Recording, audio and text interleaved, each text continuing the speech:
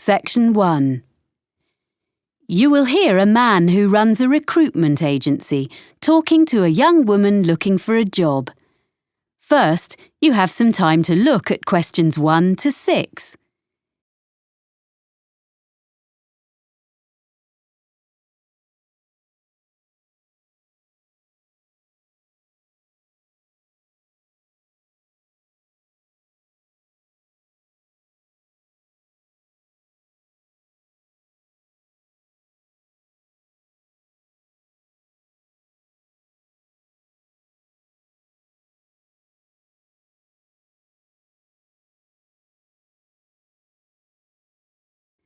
Now we shall begin.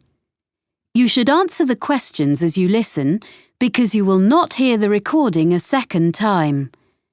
Listen carefully and answer questions 1 to 6. Hello, Edwina, is it? Have a seat. Yes, Edwina. Thanks. I'm looking for a job as a nanny. I like working with children. I talked to you yesterday. Oh, yes. Well, we covered most of the ground on the phone yesterday. I've got a form I need to complete for my records.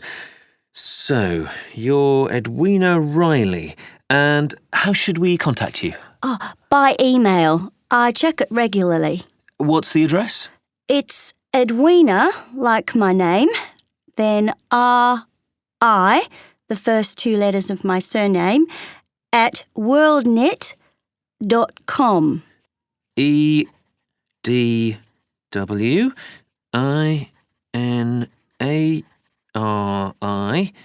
at worldnet.com?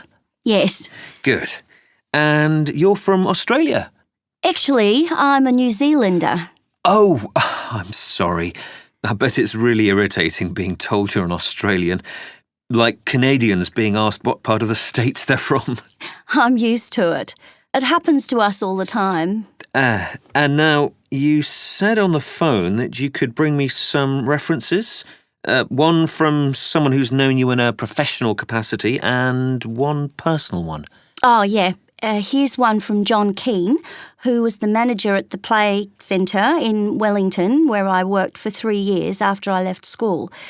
It's got all his contact details on. Thank you. So, this was your last employer? Yes, apart from a bit of waitressing recently, but that was just temporary. I'm sure John will answer any questions if you contact him. We do run checks, yes. And a personal reference? Oh, you can contact the friend of my mother's I'm staying with here in London, Eileen Dorsini. She's a professor. She's known me all my life because she used to be our neighbour back home when she was a primary school teacher there. Now she's working here at the Institute of Education. Oh, good. I've got her contact details here for you. Thanks. I think I have some jobs to suit you. Oh, do you have any practical qualifications, by the way? Life-saving, music, anything? I've got an up-to-date first aid certificate. I did a course when I was working. That's good. First aid. Anything else? Well, I've got a driving licence, as I told you on the phone, but that's not special, you said. Almost everyone needs that, really. I've got a sailing qualification. It's a certificate of competence. So you're a yachtswoman? I love sailing. Well, I'll note you have a certificate.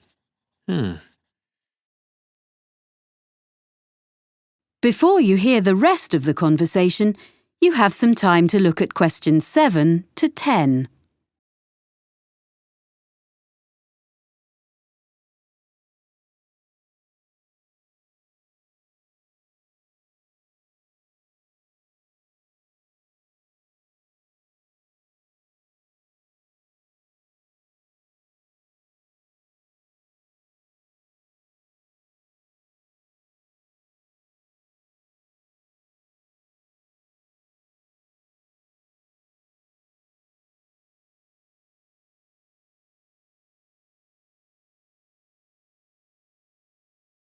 Now listen and answer questions 7 to 10.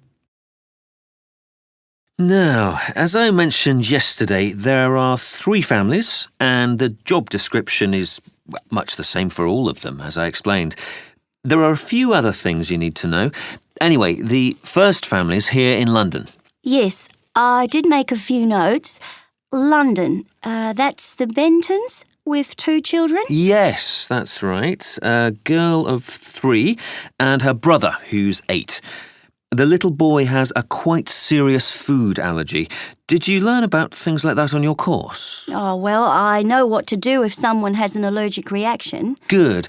But what they mainly want is someone with an interest in sport, as, well, that's the kind of family they are. Oh, that's okay. I'll enjoy that. Good.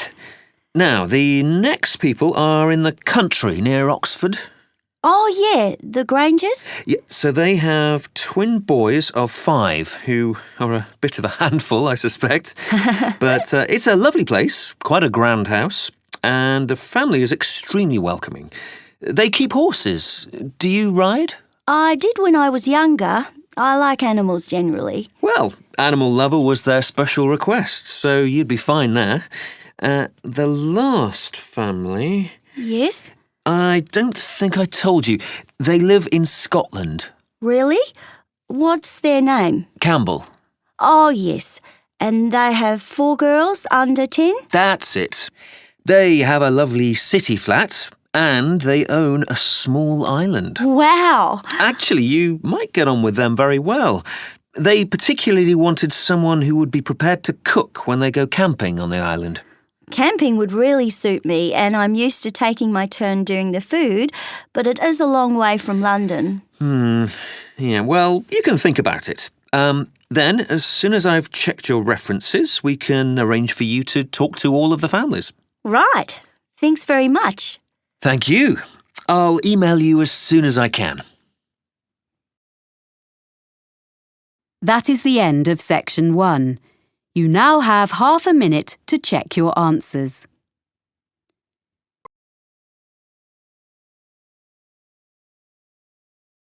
Section 2. You will hear a woman talking to a group of people who are looking round a sports and leisure centre. First, you have some time to look at questions 11 to 14.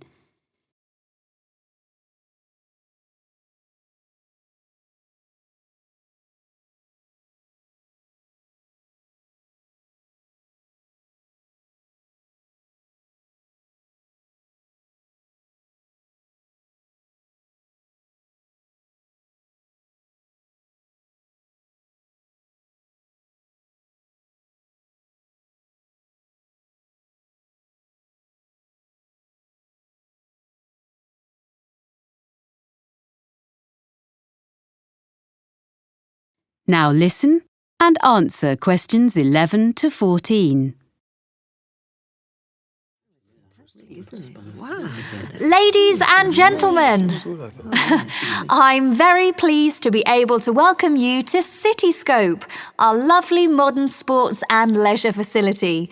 I've brought you up to the rooftop cafe on top of the stadium so that you can enjoy the view while I explain briefly what we have here and point out to you the major features of the site. Then we'll go round and have a look at ground level. Oh, that'd be interesting. I'm glad. We're extremely proud of this new facility. You see, when the project was first discussed, we expected that a multinational company would give us half our funding, and the central government grant would make up most of the rest, with a smaller contribution from local business. Well, we'd got quite far into the planning stage when the multinational pulled out, and both central and local government decided they couldn't afford anything. So, we ended up with a beautiful project, a small amount of sponsorship promised by local organisations, and nothing else. We thought we'd never build it, but at the last moment, we had an amazing donation of several £million from a national transport company, and that got us going again. And we managed to get all the rest from local fundraising.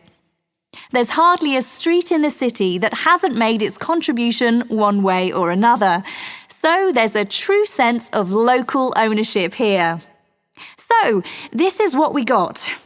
We wanted a new stadium because the 1950s football stadium is on the other side of town and is shortly due to be pulled down and built over. This site was the old airport, with some playing fields on one side of it and a few buildings from the 1930s when the airfield first opened.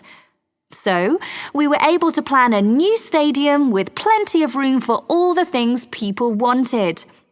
The playing fields have been upgraded and refenced, so they are now a set of top-quality outdoor pitches for amateur football, hockey and so on. We have both sports and other entertainments here. We want to encourage all kinds of people onto the site and hope some of them may come to use the cinema or the cafe and end up trying the fitness centre. These are all grouped together. The cafe is in the original 1930s passenger hall, and the architects have managed to retain some of the elegant style of the building. The other buildings, like the control tower, which would have made a great feature, and the aircraft hangars, which we had hoped might house the fitness centre, were unfortunately not structurally sound enough to preserve. So, everything else is newly built, opened in 2010. Before you hear the rest of the talk, you have some time to look at questions 15 to 20.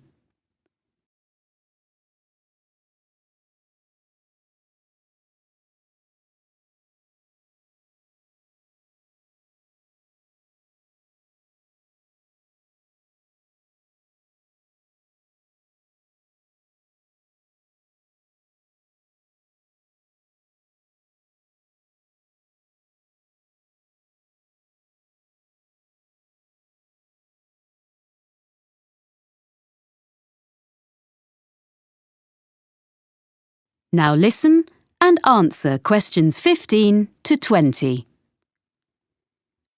Right. Now, if you'd like to gather a little closer to the window, I'll point out the various buildings. Very nice. We're at the highest point of the stadium here in the rooftop cafe, on the opposite side to the main entrance doors. On our left, you can see two buildings just beyond the end of the stadium. The closest one is the business centre, used for meetings and conferences and so on, which provides a good source of revenue for the upkeep of the sports facilities. And next to the business centre, the bigger building is the hotel, which is rented from us by an independent company. As you see, they are served by the perimeter road, which runs round 3/4 of the site. Now, coming round to the front of the building, immediately in front of the entrance, that circular open space at the end of the road is the transport hub. From here, there are buses and a monorail link to the free car park, about 10 minutes from here, but you can't see that. There's also a large secure cycle park. Oh, and disabled parking, of course. People find it's very convenient and it keeps the site virtually car-free. OK, now if you look as far as you can over to the right, beyond the buildings, you can see our outdoor pitches, which I mentioned earlier. Between the pitches and the entrance is a little kind of pedestrian plaza. Are you with me?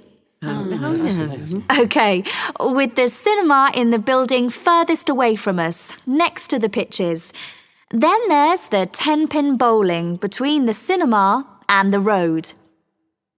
Near the far end of the perimeter road and between the mini roundabout and the pitches, there's our fitness centre with all kinds of equipment and a small pool and changing rooms for teams using the pitches.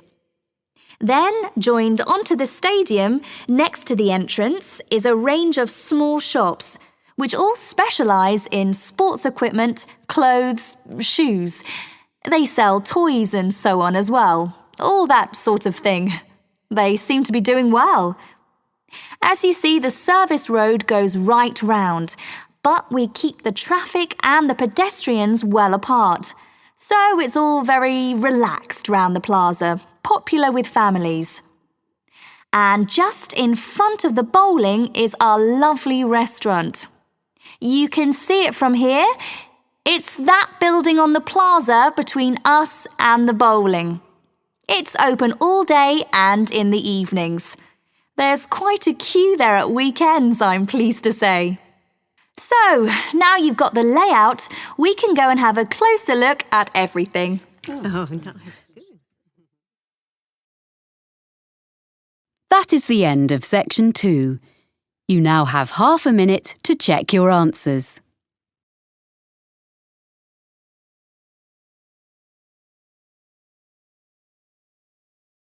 Section 3. You will hear two people called Chloe and Ivan talking about a business studies course. First, you have some time to look at questions 21 to 25.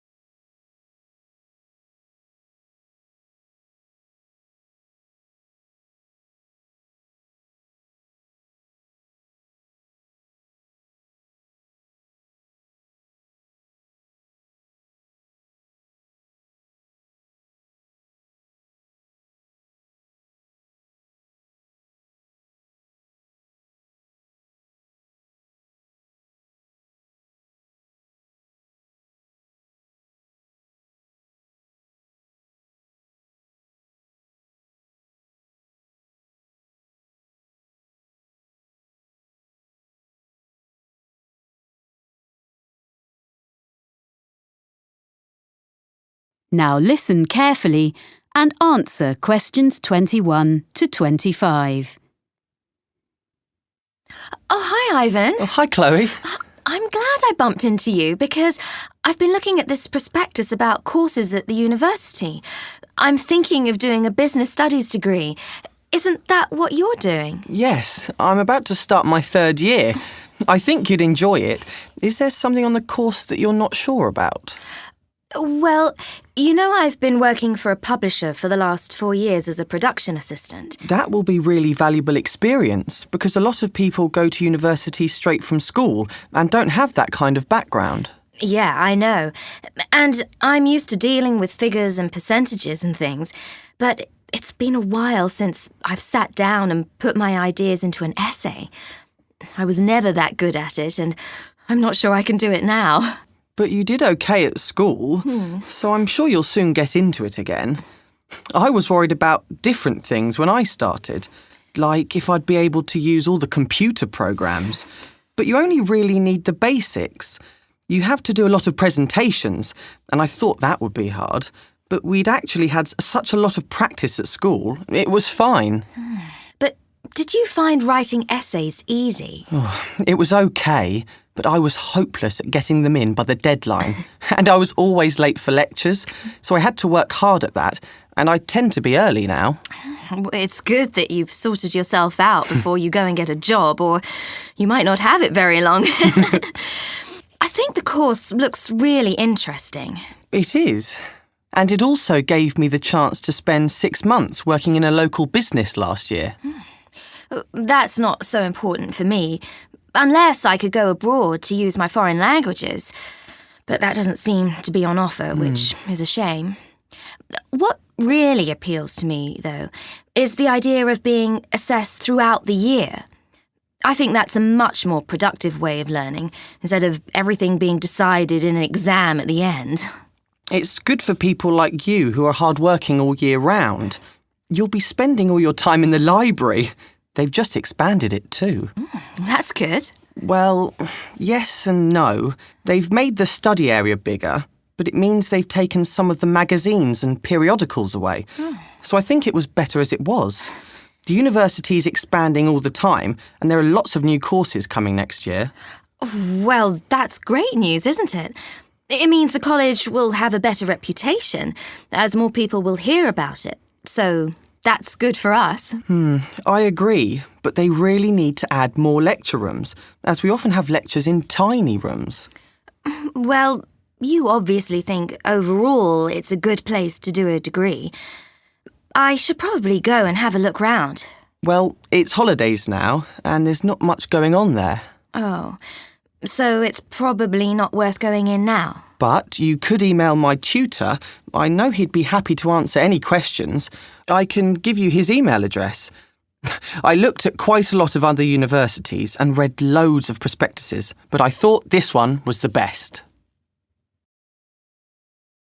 Before you hear the rest of the conversation, you have some time to look at questions 26 to 30.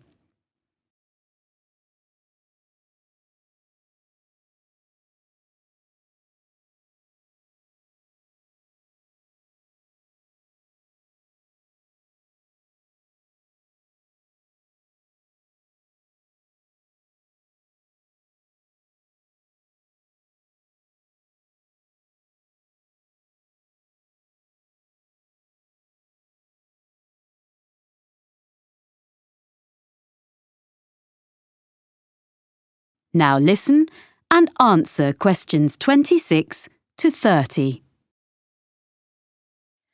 I was a bit unsure about all the different subjects you can choose on this course. Well, I can tell you a bit about them. There are some subjects you have to do, and some that you can choose. The most interesting course I've done is public relations. From what I've read, it doesn't look very demanding. Some of it is really just common sense. But it will be really useful if you want to go into marketing or advertising. That's true. But I need to find out a bit more about it first before I decide if it will really help me. It's difficult to tell from the prospectus. But you are interested in marketing? Oh, yes.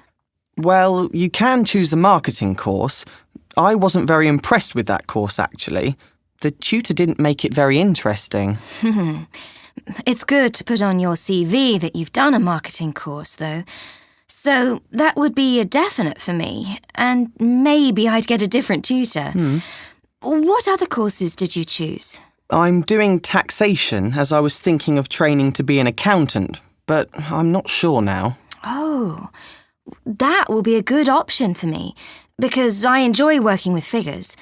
Although I don't want to be an accountant, it'll be good to have an understanding of taxation, especially if I ever run my own business. Then there's the most popular course, which is human resources, and a lot of people seem to get jobs in that field. My friend works in human resources, and she's really good at it. But I don't think I've got the right personality, so I'd give that one a miss. I'm more interested in how businesses actually work, the structure.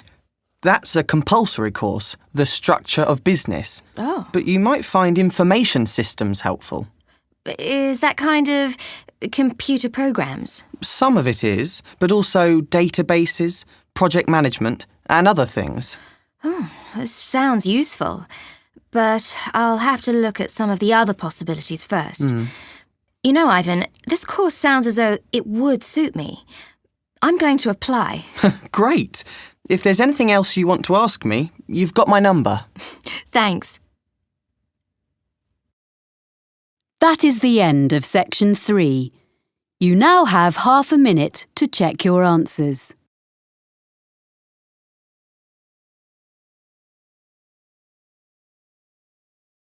Section 4.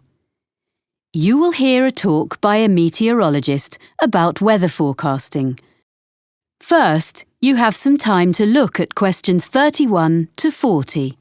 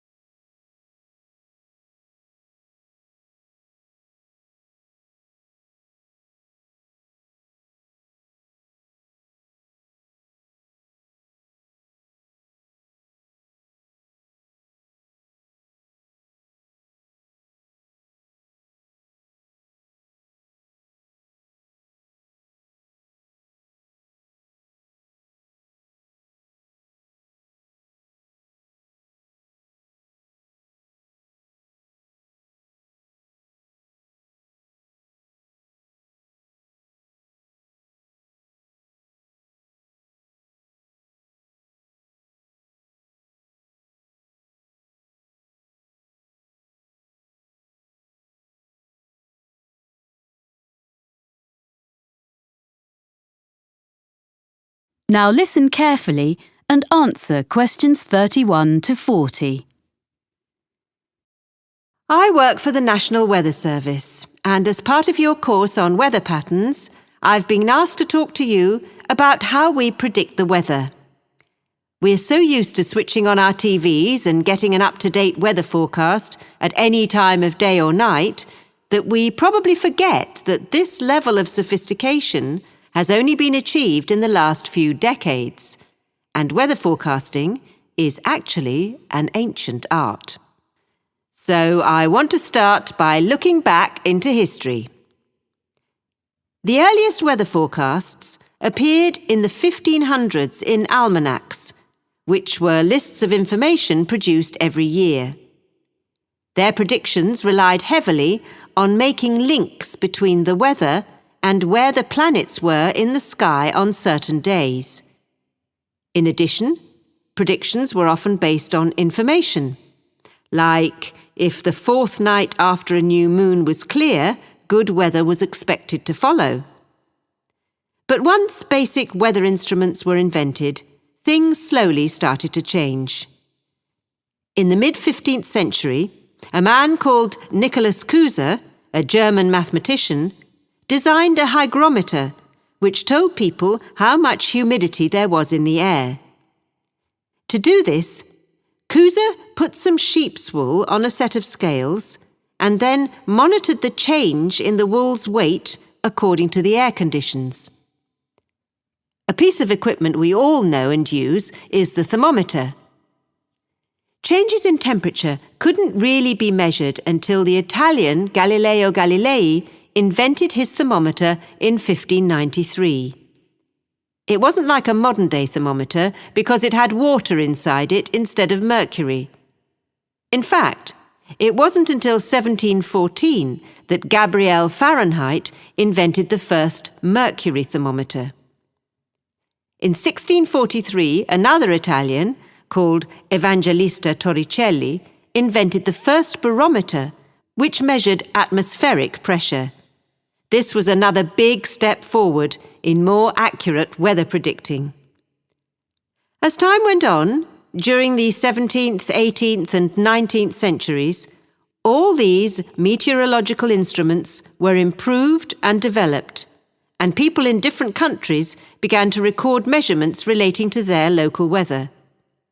However, in those days it was very difficult to send records from one part of the world to another, so it wasn't possible for them to share their information until the electric telegraph became more widespread. This meant that weather observations could be sent on a regular basis to and from different countries. By the 1860s, therefore, weather forecasts were becoming more common and accurate because they were based on observations taken at the same time over a wide area. In 1863, France started publishing weather maps each day. This hadn't been done before, and other nations soon followed. So that was the start of national weather forecasting. And I'll now tell you how we at the National Weather Centre get the information we need to produce a forecast.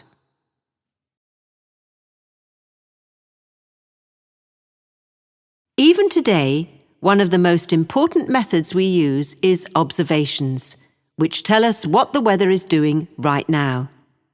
Observation reports are sent automatically from equipment at a number of weather stations in different parts of the country. They are nearly all based at airports, although a few are in urban centres. The equipment senses temperature, humidity, pressure, and wind speed direction. Meteorologists also rely really heavily on satellites, which send images to our computer screens. What we see on our screens is bright colours. Orange represents dry air, and bright blue shows moisture levels in the atmosphere. The satellites are located 22,000 miles above the surface of the Earth, and it's amazing that despite that distance, it's possible for us to make out an individual cloud and follow it as it moves across the landscape. In addition to collecting data from the ground, we need to know what's happening in the upper levels of the atmosphere. So a couple of times a day, from many sites across the country, we send radio sondes into the air. A radio sonde is a box containing a package of equipment, and it hangs from a balloon which is filled with gas. Data is transmitted back to the weather station. Finally, radar. This was first used over 150 years ago and still is. New advances are being made all the time, and it is one method for detecting and monitoring the progress of hurricanes. Crucial information is shown by different colours representing speed and direction. Radar is also used by aircraft, of course. All this information from different sources is put into computer models, which are like massive computer programs. Sometimes they all give us the same story, and sometimes we have to use our own experience to decide which is showing the most accurate forecast, which we then pass on to you. So, I hope next time you watch the weather forecast, you'll think about how we meteorologists spend our time. And maybe I've persuaded some of you to study meteorology in more depth. That is the end of section 4. You now have half a minute to check your answers.